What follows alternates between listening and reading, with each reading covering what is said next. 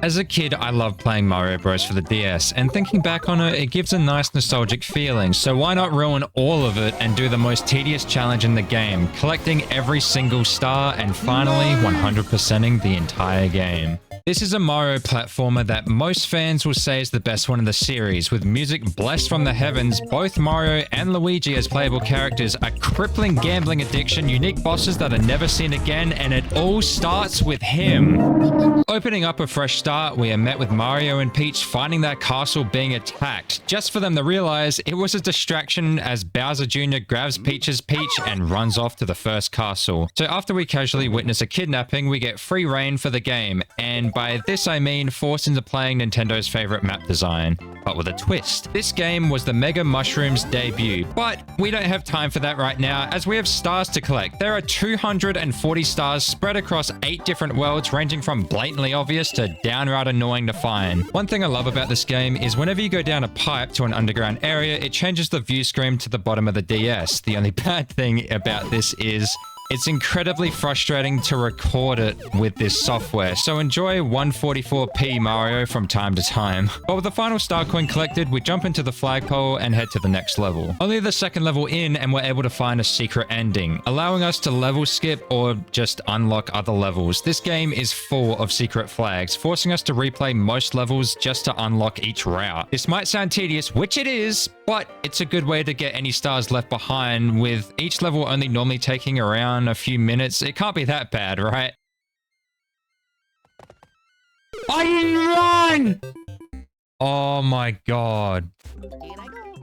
Oh my god. Yeah, I didn't think so. Along secret routes, bought routes, or even just randomly spawning starting locations, you can find toad houses. With these come mega mushrooms, chances for one-ups, and my favorite, gambling. I mean power-ups. With the ability to get 1 of 4 items, the basic mushroom and fire flowers, you can also get the mini mushroom, and the best thing in any Mario game, the blue shell. This item can only be found in this game. For some reason, they never brought the wearable blue shell back. Sure, you can find it in Mario Kart, but it's not the same as this blue shell.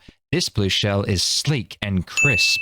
Blue shell, blue shell, blue shell, blue. After completing the second level for the second time, we progress along and find a red mystery block. These will randomly fly level to level, and hitting one of these will give you one of the random power-ups. With pure confidence and testosterone coursing through our veins, we barge into the tower and demand Peach to be set free, only for me to lose the blue shell almost immediately. Unlike the flower, you can't get the blue shell unless you specifically find it from a toad house or the red block. But no matter beating Bowser Jr., we save Princess Peach and... yeah, of course, it's never that easy, is it? It is a Mario game after all. Oh yeah, by the way, due to the game's restrictions, you can only save after beating Bowser Jr. or buying a new route. So I remember as a kid just buying a sign just so I could save the game.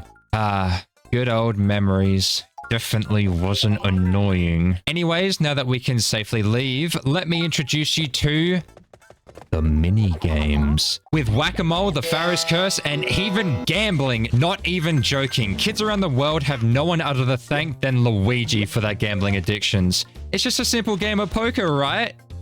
Right? I spent hours as a kid playing this mode, even getting the maximum amount of 9,999 coins. And you want to know how? Well, just don't lose, idiot. Wasn't I supposed to be saving someone? After nearly dying to a shark, no, I am not kidding, we arrive at Bowser's castle with the big man himself ready to stop up. It was that simple, huh? This whole time, we could have just done that to kill Bowser. Anyways, we run after Bowser Jr. again and are brought to World 2. Don't worry, Peach, I'll save you. Right after one more round of poker.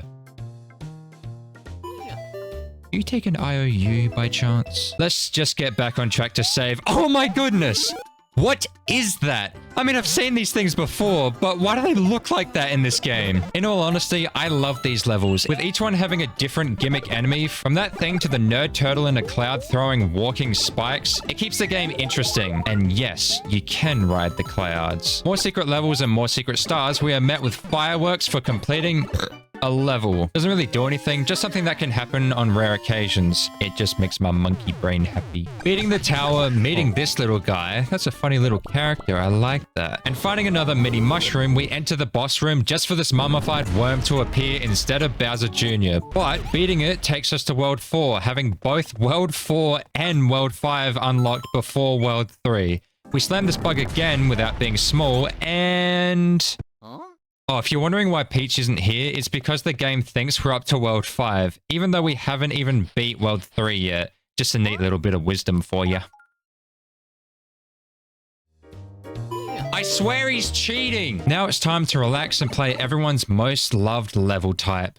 Underwater levels. I remember loving these levels as a kid, to be honest, and having it feel so different from anything I'd played before. But to be fair, I did only play Pokemon and Digimon games, so the bar wasn't set too high for platformers. But it gives us this special feeling that's so hard to find nowadays, feeling pure joy over simply playing a Mario game. You know what? I take it all back. Fuck this fish in particular. Getting more stars, we make our way closer to the castle. By the way, don't use Mega Mushrooms on self-moving platforms, or, yeah. Strangely enough, for the game that Megas are introduced, they really aren't good on most levels, to the point where if a Mega Mushroom house spawned in, I wouldn't even bother going to get it. Hard cut, we've entered a haunted house, and the only way to get the final star is by getting the blue shell. Did you really think we would get it? I know I didn't. Sometimes it would take up to an hour to finally get the right power-up just for one star. But hey, I'm not complaining, because walking face first into a cannon, we are now up to World 6. We still have World 3 to finish. So dodging spike pillars... Would you believe I've had worse moments than that? Star after star, the doors open, but this time we are faced with a new boss. This is Cheap Skipper, and spoiler alert, he's dead now. Now that he's sleeping with the fishes, we continue our journey to World 4. A hop, skip, and swim, we beat up the toddler bandit, have a world record for dying on a Mario level. We then find the cutest Mario enemy, and then get ignored by it. Hello?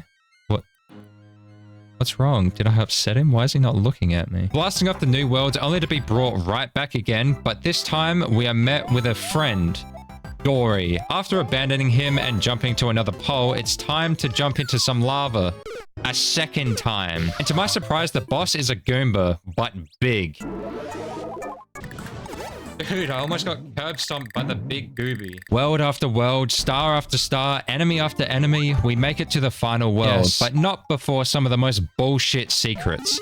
I mean, how are you meant to find these without looking it up? You spend hours of your life combing through each level. Sadly, that's what I did, as this idiot thought it might be fun to treat it as if I were playing this as I did as a kid, and finding every secret on my own. What a fucking idiot. Just for reference, this level took me 30 minutes just to get to the boss stage with the stars, only to fall in a 1 block wide gap and to lose it all. To the person that designed this level, there are special places in hell for you. Hard cut, now we're being chased by a giant eel, just to almost die to a little fish. After losing my mind for almost an hour, it's time we finally save Peach by running between Bowser's legs and pressing a button.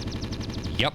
That is literally it. But then the cutscene that made every kid pop off plays.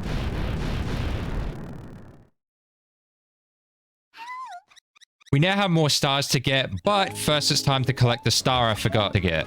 And do it all over again. By the way, for the final castle, you'd think it'd be a little harder, right? I mean, as long as you have a normal mushroom or higher, you can just run past him and push the button. Anyways, hard cut for a third time. Mario runs through a literal active volcano and then finds the fattest, most dummy thick hammer bro you'll ever see. Then has to follow the magic green blocks or die, only to taunt the crap out of Bowser Jr. and have him hit us with the My Dad Works at Nintendo card and run into the definition of defense. I mean, imagine getting home from your 9 to 5 and having to go through all of this just to go to your bed, only to wake up in the middle of the night to head to the loo and fall on a fiery spike trap. But before we do any of that, it's time to do a little special trick from back in the day. And Perfect. Heading into the mansion, we flip upside down a few times, get impaled a few times, just to lose the boss fight on purpose, only because I didn't have all the stars in one run of the level. So I ran it back, died to the spikes again, got all the stars, and faced Bowser being reborn a second time. And this little dinosaur thing that keeps kicking my shins. I spam fire, then you guessed it, run under his legs yet again to finally kill Bowser. Yes, this game requires skill, I swear. Then, freeing Peach, she gracefully floats down and gives Mario a kiss.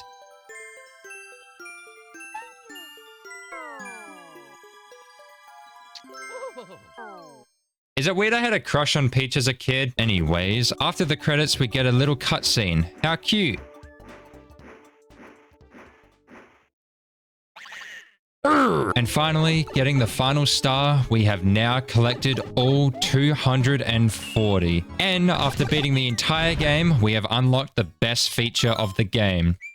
Saving whenever we want. Hooray! Fuck you! This whole time, I had to purchase a sign just to save the game. But now, it's in the pause menu. Why couldn't they have just let you save like this the whole time? No clue, but now let's spend all of our hard-earned cash buying all the signs left in the game. And the best part of all, the wallpaper shop, where spending 20 of your hard-earned stars can change the bottom of your screen.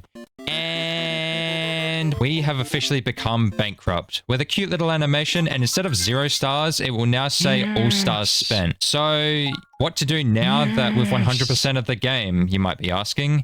You guessed it. Gamble!